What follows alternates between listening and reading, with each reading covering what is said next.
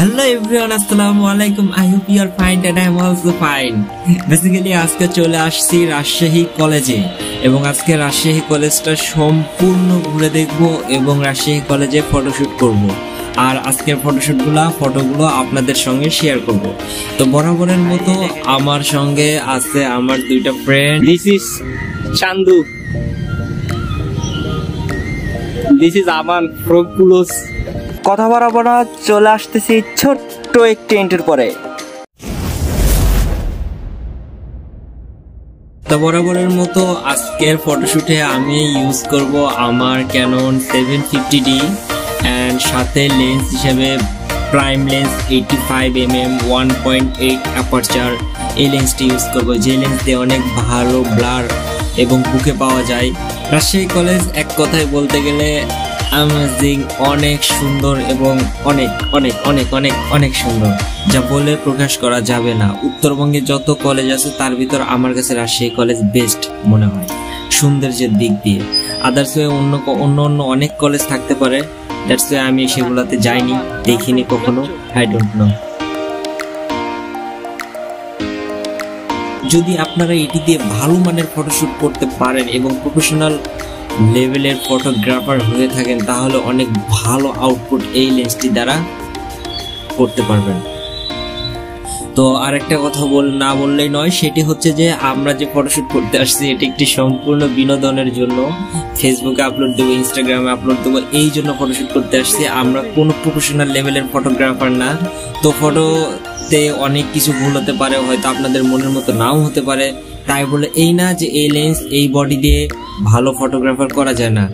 কম বাজেটের ভিতর এই বডি দিয়ে অনেক বেস্ট ফটোগ্রাফার করা যায় এবং লেন্সের দাম অনেক হাই, বর্তমান বডির দামও অনেক হাই হয়ে গেছে। তো বর্তমান অবস্থান করতেছি রাজশাহী পদ্মপুকুরে। বর্তমান পদ্ম 3 ভাগের 2 ভাগ আছে, আর 1 ভাগ নেই, বাট যখন এটাতে পদ্ম থাকে অনেক সুন্দর লাগে।